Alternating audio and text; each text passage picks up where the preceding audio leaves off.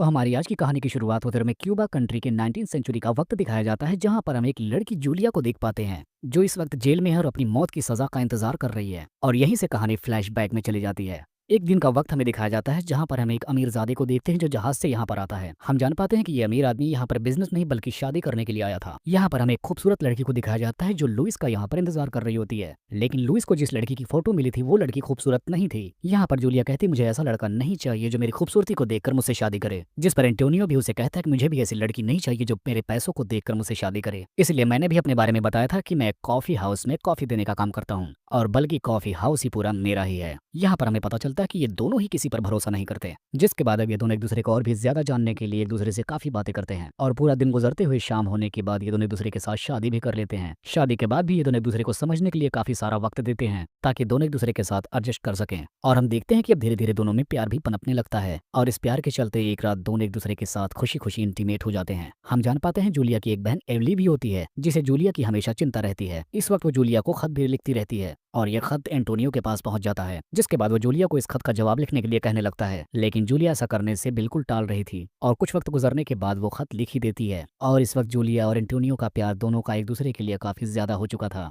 और इसके चलते एंटोनियो अपनी पूरी कंपनी और बैंक अकाउंट जूलिया के नाम से जोड़ देता है। कुछ टाइम बाद हम देखते हैं कि एंटोनियो से मिलने के लिए वॉल्टर आता है। वो उसे बताता है कि जूलिया की बहन एवली ने मुझे हायर किया है और मैं यहाँ पर जूलिया को देखने आया हूँ कि वो सही सलामत तो है। और कुछ टाइम बाद हम देखते हैं कि जूलिया की बहन एवली खुद जूलिया से मिलने के लिए वहां पर आ जाती है। और एवली जब एंटोनियो से आकर मिलती है तब उसे बताती है कि ये खत फेक है, मेरी बहन बहुत पहले ही मर चुकी है और तुमने किसी धोखेबाज से शादी कर ली है। अब ऐसा सुनने के बाद एंटोनियो बिल्कुल सन्न हो जाता है और उसके पैरों तले जमीन खिसकने लगती है, क्योंकि उसने अपनी कंपनी और अपनी प्रॉपर्टी अब यहाँ तक कि बैंक अकाउंट का एक्सेस अपनी पत्नी को दे चुका था। और एंटोनियो अब कुछ कर पाता इससे पहले जूलिया एंटोनियो को कंगाल कर देती है। अब ऐसा देखकर एंटोनियो हद से ज्यादा परेशान हो जाता है, क्योंकि वो सिर्फ जूलिया पर भरोसा करता था, लेकिन उस औरत ने उसे बहुत ही सफेद धोखा दिया। जिसके बाद वो फौरन वॉल्टर के पास जाकर बोलता है कि तुम जूलिया का फौरन पता लगाओ कि आखिर वो है कहाँ। लेकिन कुछ टाइम बाद वो खुद ही पता लगा लेता है। यहाँ एंटोनियो को पता चल जाता है कि जूलिया और वॉल्टर दोनों एक दूसरे से मिले हुए हैं और इन दोनों ने मिलकर ही उसे लूटा है। एंटोनियो यहाँ पर वॉल्टर से कहता है कि जूलिया उससे सच में प्यार करती है, और इस बात को लेकर दोनों में हाथापाई भी होने लगती है। और गलती से एंटोनियो के हाथ वॉल्टर शूट हो जाता है, और इसी वक्त जूलिया भी वहां पर आ जाती है। और यहाँ पर वो उसे बताती है हम दोनों को यहाँ से फौरन भागना पड़ेगा। जिसके बाद वो उसे घर का टिकट लाने को भेज देती है। अब उसके जाते ही वॉल्टर जग जाता है। अभी तक वो मरा नहीं था, बल्कि वो जूलिया से कहता है कि वो उससे कहता है कि तुम उसी के साथ रहना, आगे क्या करना है ये मैं बाद में बताऊंगा। असल में जूलिया और वॉल्टर मिलकर कुछ और ही प्लान कर रहे थे। इस वक्त जूलिया एंटोनियो के साथ एक सीक्रेट घर में रह रही होती है। यहाँ पर एंटोनियो को लगता है कि वॉल्टर मर चुका है, लेकिन वो अभी तक जिंदा था,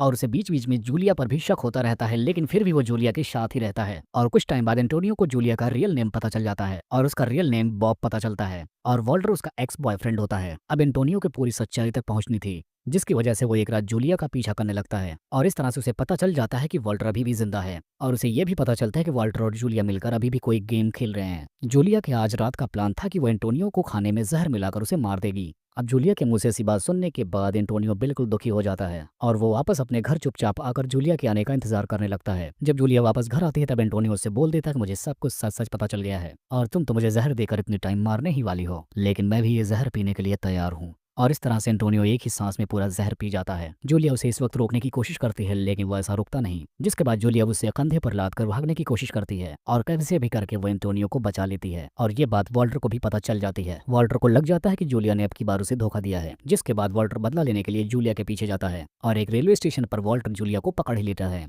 और उसके गले पर चाकू लगा देता है, लेकिन तब तक एंटोनियो उसे शूट करके नीचे गिरा देता है, और वॉल्टर अब अपनी आखिरी सांस गिनने लग जाता है। जिसके बाद जूलिया खुद उसे शूट कर देती है और वो मर जाता है। और इस तरह से कहानी अंतिम सीन पर आती है, जहाँ पर हमें दिखाया जाता है जूलिया भी लॉकअप में और वो अपनी आखिरी सांस गिन रही है, और अपनी सारी बात वो एक वहाँ पर प्रीस्ट को बता रही है, क्योंकि जूलिया के ही बुलेट से वॉल्टर की मौत हुई थी, और इसी वजह से वो जेल में है। अगले सीन में हमें दिखाया जाता है कि जूलिया को अब मौत के कटघरे पर खड़ा कर दिया जाने वाला था, लेकिन जूलिया के कपड़े में कोई और होता है, और इस तरह से जूलिया वहाँ से निकल चुकी होती है, और वो किसी अरब कंट्री में लुइस एंटोनियो के साथ होती है। और यहाँ पर ये दोनों गैम्बलिंग का काम कर रहे थे। यहाँ पर जूलिया एंटोनियो को पत्ते के बारे में इशारे से बताती है, और इस तरह से यहाँ पर एंटोनियो सबसे बताता है कि वो अपनी वाइफ से बहुत प्यार करता है। और इसी को दिखाते हुए इस कहानी का यहीं पर एंड हो जाता है।